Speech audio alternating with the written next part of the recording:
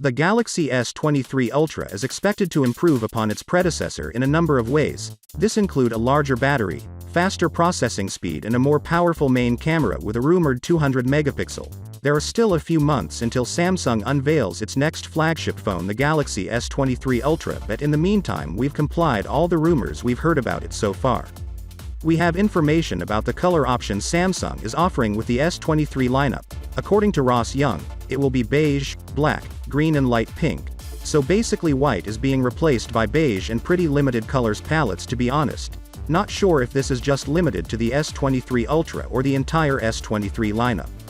Samsung Galaxy S23 Ultra could look nearly identical to the ultra-premium Galaxy S22 Ultra, which starts at $1199, but there could be major enhancements on the way, especially to the cameras, which could make the S23 series contender for our best phones list. The regular S23 is tipped for a redesign on the back, which returns the camera bump into 3 separate lenses that are more integrated with the design.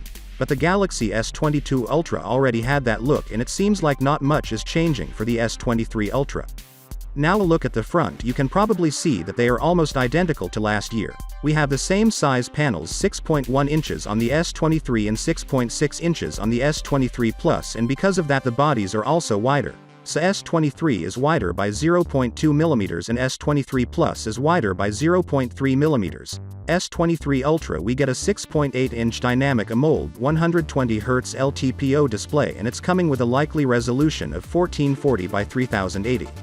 Samsung Galaxy S23 Ultra is credited with a large battery and slow charging speed. A full charge will take more than 1 hour, and the battery for the flagship smartphone S23 Ultra has been certified, as a result of which it became known that its capacity will be equal to 5000 mAh.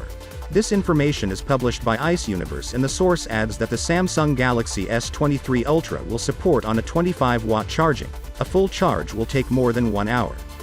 Samsung using optical stabilization, so the lens moves to counteract any shake, but as the name suggests, censorship stabilization is the movement of the actual sensor.